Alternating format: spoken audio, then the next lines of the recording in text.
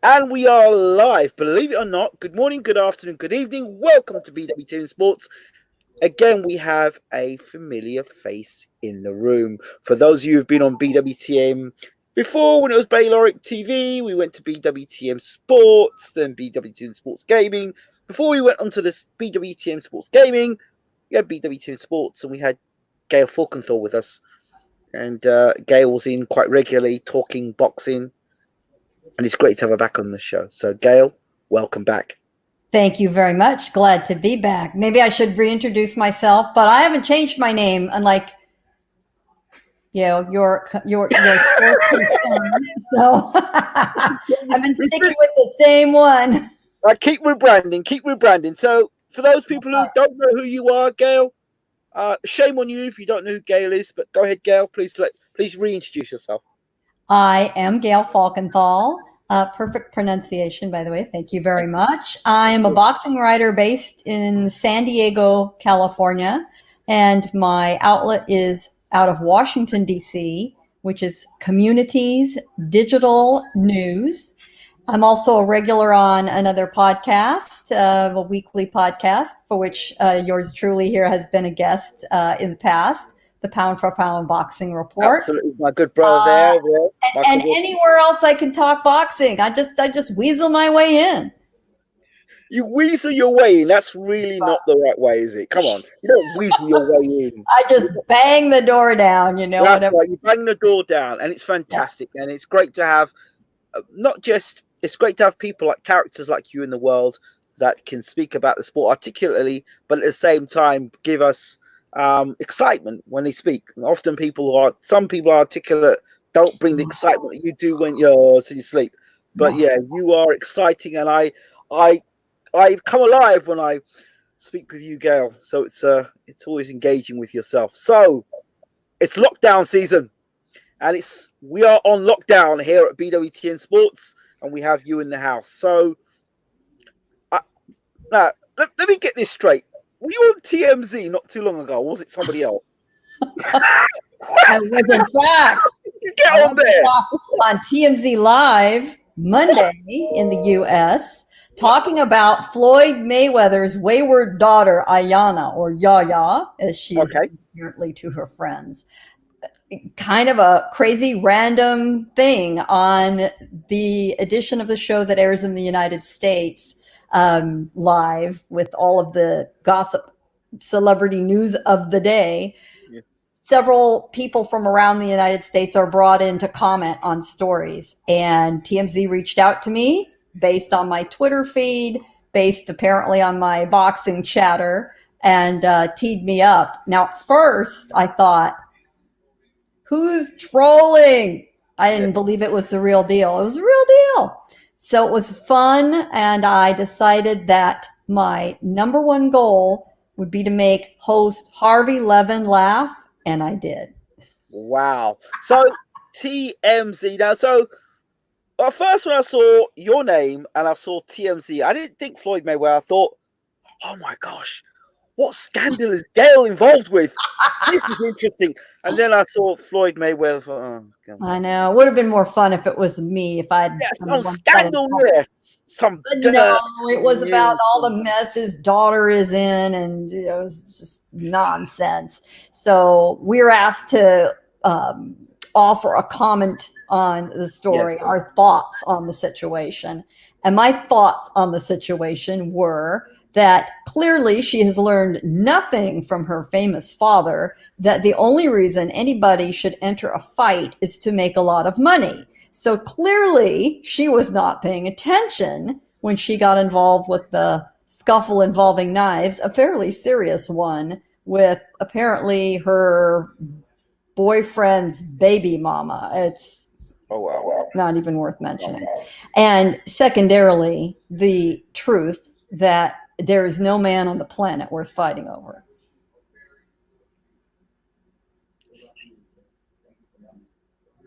I have nothing to say about that. Your silence speaks volumes, my friend. Yeah, I was going to say something, and I just thought... Well, certainly not with knives. I mean, come on. No, absolutely not. I just saw Twitter feeds going. As I opened my mouth to say something, I saw Twitter feeds just going. And then I heard the voice going... Tweet, tweet, tweet, tweet, tweet. You are being watched. You are being watched. Careful, son. And we're all captive. You know, we're all captives right now. So... So much going on online. You and I, we're veterans of this. You know, Absolutely. We are welcoming a lot of people to the party for the first time who've never really engaged in this universe. And it's been fun to see it. How do you find social media's ever-changing face? They say that Twitter now is a cesspool. What are your thoughts on that? Well, then I'm knee-deep in the cesspool. You know, I think it's like anything. I mean, it's like salting your food. A little salt, great. Dump the whole jar over on your food, you ruined it. So social media is the same thing. A little salt in your life, a little proper application, it can be a wonderful thing. You engage in it too much, you take it too seriously, you get into it with people, no, then it's not a healthy thing. But think about where we would be without these tools right now to communicate with each other. And I'm thinking of the whole breadth of social media, not just the, you know, chatter streams like Twitter, but you think of what we're doing right now. You think of platforms where people are able to perform, gather, inspire, educate. We've got all of that at our fingertips. Think about what we would be doing without this right now. Well, I will say that, but there are some people that really shouldn't be on social media. There are certain fighters that shouldn't have access to social media whatsoever. One name that comes to mind, unfortunately, again, and I like the guy that I met and the guy I know, Billy Joe Saunders. How did I know you were going to say that? Yeah, you know, it's not the platform. It isn't, is it? It's not the platform, it's the person. There are plenty of people who got themselves in trouble for saying things they shouldn't long before they were saying them on social media. Correct. They were doing interviews that were ill-considered. They were making media appearances that were ill-considered. The only difference is now these ill-considered comments shoot around the universe at the speed of cyberspace light. And before it can barely leave their lips before we're all saying, what did you just, wow, my God, what are you thinking, man? Yeah, just not. Did you get to see the Billy Joe Saunders video? I did not see it. I did not. I obviously read about it.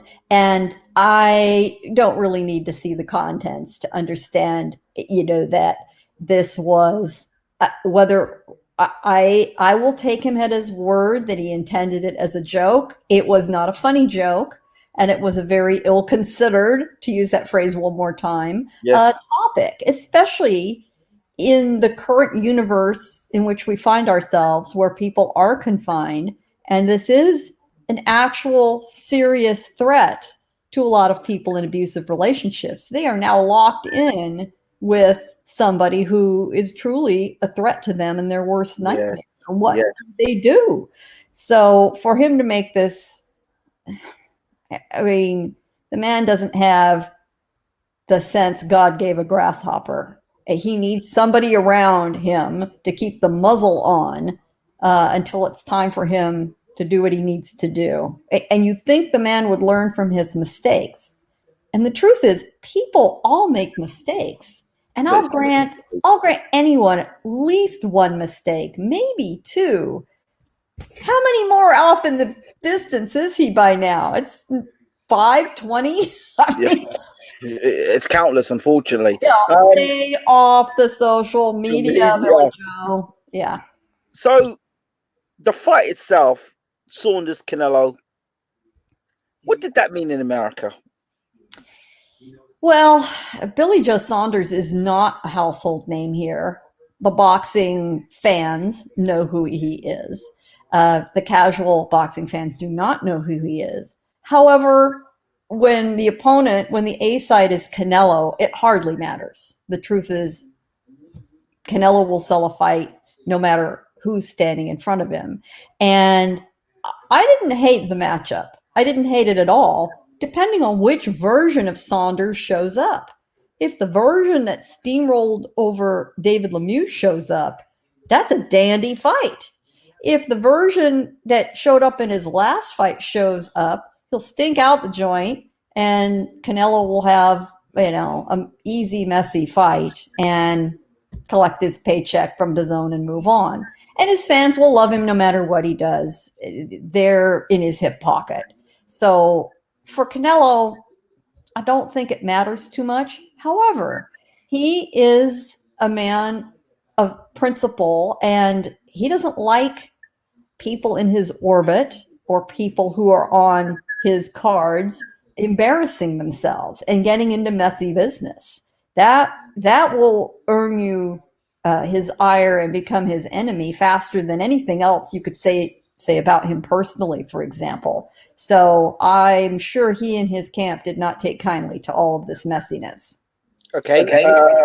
There was some in the background. GGG?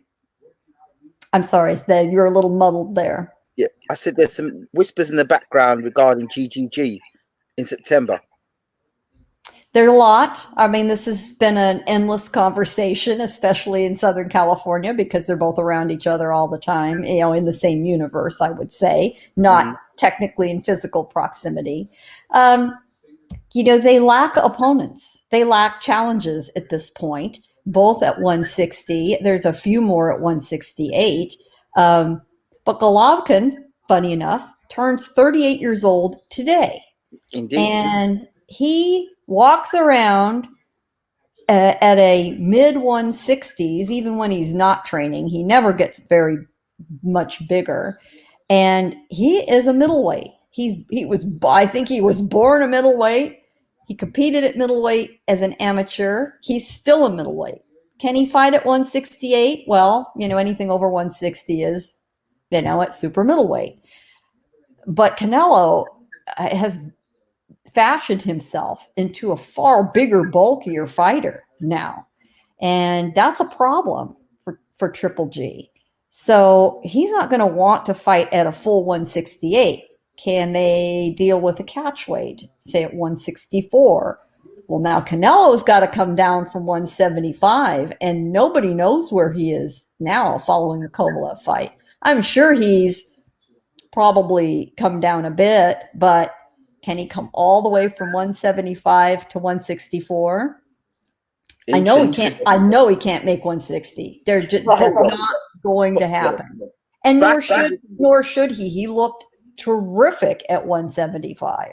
So that's going to be a messy issue for them to decide where does this fight now fall until they match up. Two things. I'm hearing myself back in feedback. Can you hear me? Now I can. Yes. I'm getting feedback. So, two things. First of all, Kovalev seems like a businessman. I think so. Yeah. I mean, yeah. Meeting in the lobby, shaking hands, smiling at one another. Like two businessmen turn up and said, here's the belt.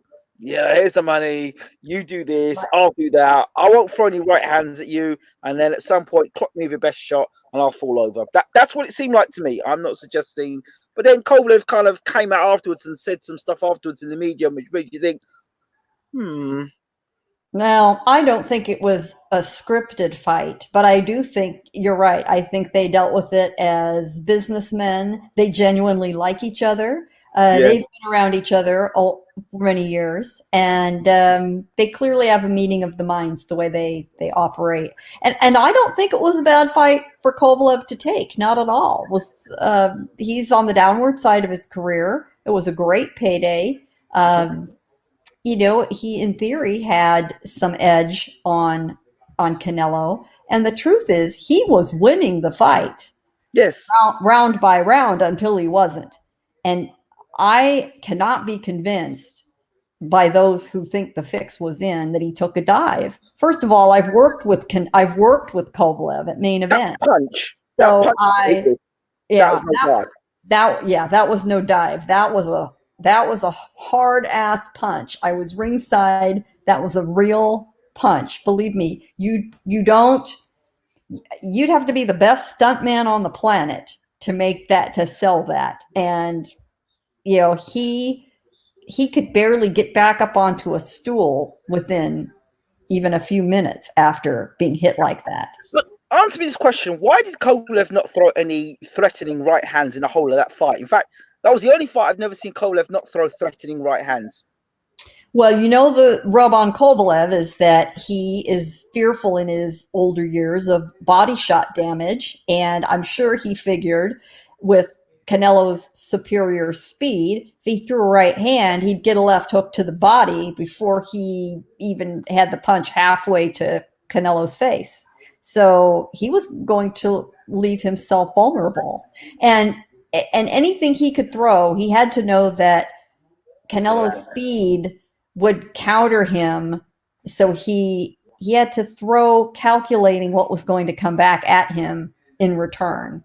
So I wish he would have fought a little more aggressively on the outside. He has a wonderful jab. Absolutely. He could have stayed away, but he was having trouble pulling the trigger. Nevertheless, let us back up again. He was winning on the cards. He was. When he got knocked out. So knowing that, and it wasn't close, knowing that, why in the world would the man take a dive? He's got some pride. Come on. But hold on. That would almost help erase the sting of what Andre Ward did to him. The argument would be this: if a man is invested 350 million, however much million he is invested in Canelo, that sort of money is not invested in Kovalev, A side, B side. So the investment long term is in Canelo. The investment short term is in Kovalev. So nobody's going to invest in Kovalev because of his career and his outside of the ring activities. So Let's be honest, the script is almost written for you there before the fight is even, so you but can't. Think about this. There really is difficulty finding decent opponents for Canelo. Really? So, I can find you yes. I can give you 3 now. Well, that he'd accept. So, but let's say that the fluke punch, that fluke punch didn't knock out Kovalev. You've got a rematch set up right there. Brilliant. And there was a rematch clause. So would have been exercised, and then he could get his revenge and everyone would be happy. And Canelo is not afraid to take a loss. Remember, as a youngster, he decided he was going to tackle Floyd Mayweather, and he got outboxed like crazy. But that fight taught him so much, not just inside the ring, but how he watched Floyd do business outside the ring, how he conducts himself, how he makes a deal, how he attends to the details of the promotion. Absolutely. He took away, he got paid off in far more than money. Absolutely. The loss was a worthy trade, truly, for him to have that inside look that has now benefited him the entirety of his career ever since then. I see that Canelo has got Ryan Garcia at the right time.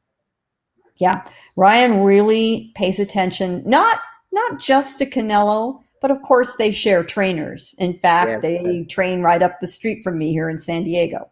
Yes. And Ryan really takes to heart what the Reynosos, particularly Eddie, has to say to him. And he knows that part of why Canelo is so successful is his loyalty and his dedication to Eddie Reynoso. And Canelo listens to Eddie. Canelo takes Eddie's advice. He follows what he has to say, almost without question, because it works for him. So Ryan sees his success, and he wants that too. Mm-hmm. He also sees Canelo's work ethic, how serious they are in the gym. I mean, they're not grim by any means they, enjoy themselves, around dealing the pain of training. But he is now steeped in that work ethic. And now that Oscar Valdez is there as well, along with several other young fighters. You've got, I'm trying to think who else is in there. Frank Sanchez, is Diego Pacheco in there? They've built quite a stable. And they're here in San Diego where they're fairly isolated. It's not as if they're at one of the, say, more name brand gyms in Los Angeles where a lot of people are in and out, a lot of hangers on. Here they're at a private gym built on Canelo's property. Nobody else gets in. It's very quiet. It's absolutely the right place. No distractions. All they do is work. Exactly what a youngster like Ryan needs. If Gervonta Davis decides to fight Ryan Garcia, and you look at Ryan Garcia's development, I wouldn't think that's a good thing for Gervonta Davis, the way he's performing in terms of outside of the ring. And I think this lockdown might not be a good thing for him either. I agree with you. We've got a lot of distractions outside the ring are so deadly to boxers because every fight is won or lost in the mind long before they step in the ring, before. And if you cannot focus, if you've got anything else distracting you, eating your time, taking up your thoughts, you're dead man walking. And Davis is going, unfortunately, down the same road as Adrian Broner and, God forbid, Saunders. I don't know where he is on that path, but they need to take an exit fast or they're in trouble. With regards to issues, costumes, entering with heavy costumes. One in particular, perhaps? Yes, dodgy gloves. That's been going, the rumors, dodgy gloves and PEDs and I don't know, whatever else, and the camera being switched off, and you know what we're talking about, right? I know what we're talking about. So what is really going on in America? I've heard stories that Fury's going to get banned. Then I've heard Mauricio Suleiman came out and said, "Oh yes, both Fury and Wilder have passed their tests and all sorts of stuff. The glove wasn't the right glove. It was flopping here and there. What Fury's a cheater and what's going on, Gayle? There are two words. I only need to have two words: sour grapes. Sour grapes. Come on. I was ringside covering the fight. I've heard it all. I've seen the supposed Zapruder glove film. I mean, from the grassy knoll or whatever the hell it is. Anybody who's watched fighters get gloved up before a fight, no, there is no way in hell a glove can be doctored in that way to flop off or have excess. You have someone from the other camp witnessing this. In fact, both parties have to agree. And once those gloves are on, they're on. They are on. So, a video can be, people are very suggestible. And if somebody thinks they see something, they see it. It doesn't mean it happened. There are so many ways to doctor video or for things to look distorted. You don't ever make a judgment call off a fuzzy doctored video. Well, even if they aren't doctored, you see things that aren't there. The gloves, I dismiss absolutely out of hand. Forget about it. The costume. First of all, if you put on the damn costume and you think, ugh, this thing's a lot heavier than I thought it was. Well, don't wear it to the ring. You have free will. Was someone paying you to wear that? No, this was your idea of, something to entertain the fans, spectacular, menacing. He started to be known for some of these outrageous costumes. If he wasn't bright enough to try it on early to see how it all worked, well, you try it on that day and it doesn't work, fine. Go in with just the helmet on, or leave it in the dressing room. What are you thinking? that just seemed like a very poor excuse. I imagine it was heavy. I imagine as he walked in and the nerves started to hit him and he had to stand around for the preliminary announcements and the anthems and so forth. I'm sure he was thinking to myself, God, man, damn, this was a really bad idea. What the hell was I thinking? But to blame his performance in the fight on the costume, oh, please. That's just ridiculous. Especially when not a few hours later, some smart people said, hey, wait a minute. Didn't he brag one time about working out with a 45-pound weighted vest on or carrying around weight plates? And sure enough, the video surfaces. So, it's a bad look. It's just a bad look. And you know what? We've all made bad decisions in our lives, and we later think, probably wouldn't have been a good idea for me to do that. I hope that at some point, the sting of all this will wear off a little bit, and Wilder will take a good hard look in the mirror, have an honest conversation with himself and say, okay, I get it. That was a really stupid thing to do, and I'm going to buckle down, and I know how to correct what I need to correct. I've got the right people around me, and he does. But if he wants to add somebody else, fine. But I say dance with who brung you, and, get after it. Prove your worth. People love a comeback story. They absolutely love it. This script would be wonderful for him. For him to make this comeback after he was down in the dumps like he was, because he didn't just lose. He got a beat down. He did. It was ugly.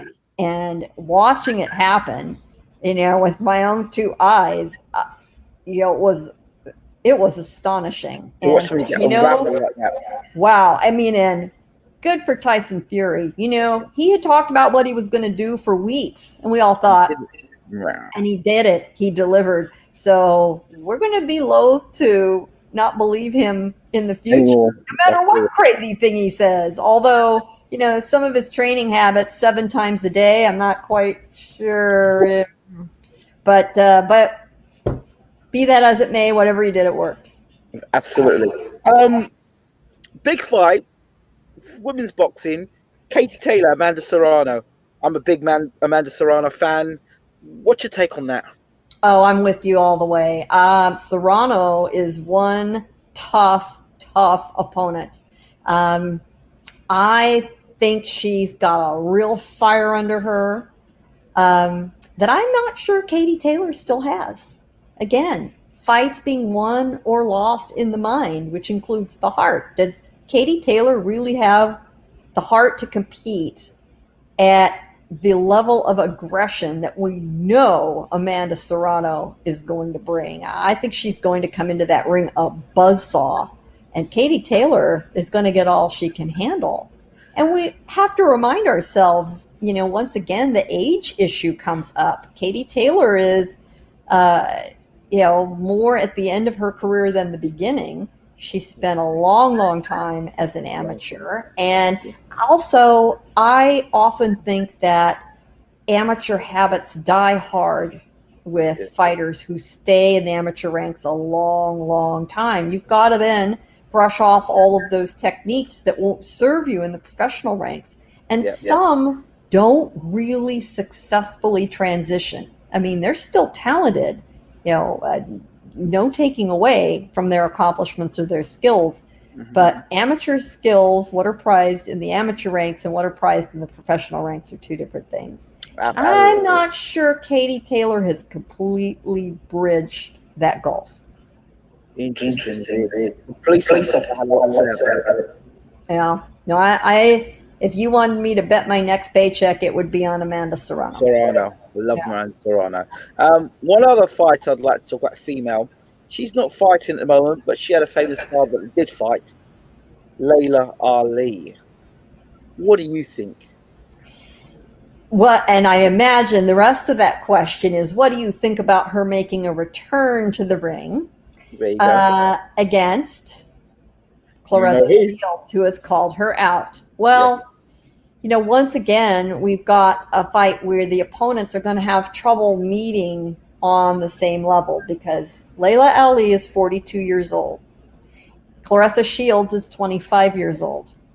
Laila Ali's been out of the ring a long time. Yeah, it would be strictly a fight for money. Does Laila Ali need the money? Does she want to put herself through that kind of training for what would certainly be a very, very difficult challenge for anyone, much less somebody, who is 17 years old or been out of the ring all this time? Certainly Laila Ali can dance around it in interviews and think about it and chatter long enough to make it interesting. It doesn't mean it's going to happen. But Shields is starting to have the same problem as Canelo Alvarez and a lot of other fighters. They start running out of worthy opponents. In my opinion, the Brackus-Shields fight's never going to happen. Again, Brackus is so much older. She's so much smaller than Shields. Even when Shields comes down to 154, which I've got to tell you, I wasn't sure she could do it. And to her credit, she looked phenomenal at 154. I'd like to see her stay there. I think she has a lot more opponent talent to work with if she can be that flexible. But Brackus is a very small 147. Yeah. She's a very slight 147. So I don't see it happening. Not with the age difference, not with the size difference. One fight I see happening with Brackus, her next fight against a lady I know very well. I forgot the girl's name now, and this is embarrassing. She's going to slap me for it afterwards. But they've got a fight. I think I think she's moving up to fight Brackus, or they. I forgot the girl's name now. And I'm seeing unified champion. She moved up in weight, became champion. I can't remember the girl's name again now. I've just lost it now. Jessica McCaskill. No, Jessica. I'm so sorry. Jessica. She's an interesting opponent. She's out of Chicago. She's sort of a little bit late to boxing. She's had a lot of success. Yes. She's got quite a nice following, especially in her hometown of Chicago, which is still a great boxing city in many ways, even though it's a little off the map these days. Yes. They love her there. She does have a lot of fans. She'll certainly sell the fight from her perspective. She's entertaining. Absolutely. She's very aggressive. And I think it's a good matchup. It's a little bit safer for Brackus, even though McCaskill is younger. She's not that much younger. They're both in their 30s. And she is coming up. The size difference favors Brackus. So I like it. That is not a give me fight at all. And I think it'll sell very well. Her trainer needs to be given full credit. I remember seeing Jessica, and I said to Jessica, wait, you're going to be a world champion. I can see it. You've got all it takes to become a world champion. They moved up in weight, bang, became world champion.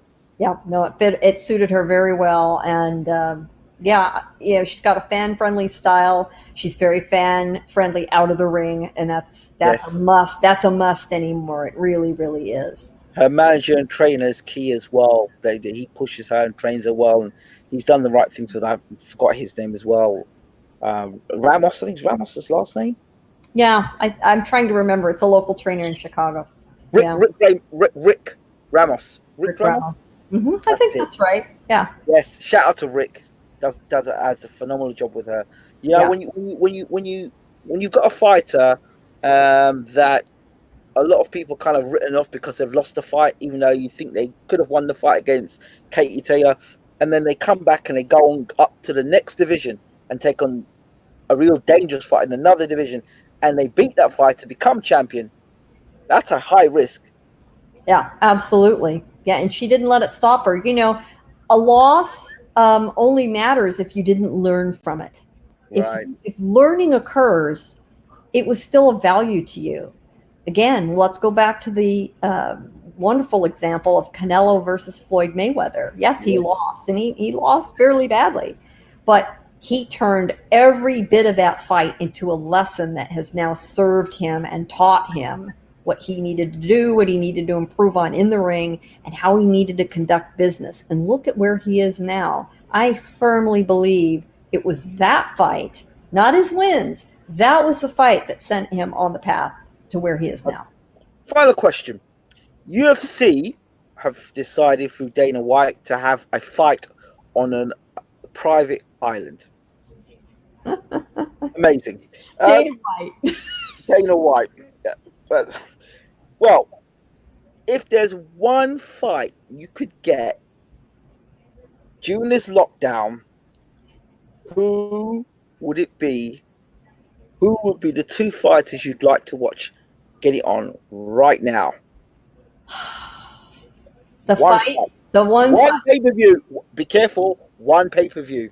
The fight that we have been trying to get for years, 4 times now, 5 times now, has fallen out. Come on. Khabib versus Ferguson has got to be it. Okay. And now it's not going to happen again, apparently. Okay. Khabib is out. I can't even recall who the replacement is. Yeah, I didn't care who the replacement is now. Yeah, because we don't really care because it's out. And it's this thing's been dangled in front of us. Oh, it's driving me crazy. And now, then what about if for the boxing world, one night only, Gayle, you've pay-per-view, the lockdown, the fight to make. You've got 2 fighters you've got to pick. Forget about A side, B side, this promoter, that manager. You can just say you're fighting and you're fighting. That's it. Who is it? One fight. There's a few swirling around in my mind. I think the fight most hardcore fans want to see is Errol Spence and Terrence Crawford once and for all. I mean, come on, boys. I'm a little backed off that as to my enthusiasm where it would have been prior to Errol Spence's accident, because we don't know. We really do not know where he stands. But the Errol Spence that I saw fight Sean Porter and Terrence Crawford, oh yeah. But for me, a close second is Anthony Joshua and Tyson Fury, because I'm just so damn curious about how that would go down. And the promotion would be epic for that fight. And come on, that is part of the whole fight experience, is the lead in. And that would be more fun than we have a right to expect. I really think so. Okay. And I'd love to see that fight. One last question, because this has just come to my mind. In all your experience, in all your knowledge of boxing, Dillian Whyte, how comes he has not had a world title shot yet? It's just some things are inexplicable. I used to work at one time in the criminal justice system in the United States. I'll leave it at that. Okay. And funny enough, one of my colleagues had been a barrister and eventually ended up in Southern California. And the strangest things happened to him in court that were just inexplicable. And I used to say, Paul, you're just a magnet for weirdness. Some people are just a magnet for weird things happening. Dillian Whyte is the weirdness magnet in boxing. Is there an explanation any of us can, possibly seize on as rational for what's gone on? Not really. But sometimes fate just deals you these odd blows over and over, and he hasn't helped his own case, unfortunately. So he's made it worse for himself on occasions. Although, if you believe, the official reports, apparently he's tested clean. Sometimes it's timing. Sometimes it's just the smallest bad decisions, and they seem to roll up on each other. But it is inexplicable. And, I don't think it's over yet, but a lot of things are going to have to fall into place to save it for Dillian Whyte. I'll leave it there. Gayle Falkenthal, once again, thank you so much for being on BWTN Sports. We've got to make this more regular. Yes, we do. See, another benefit of us, be forced to entertain ourselves and renew old fun friendships. So thank you very Absolutely. much. Thank you. Thank you, everybody. See you soon. An absolute pleasure having you on the show. Thank you so Stay much. safe, stay safe, stay home. Absolutely. Stay home. Take care. All the best. Thank you. Thank you.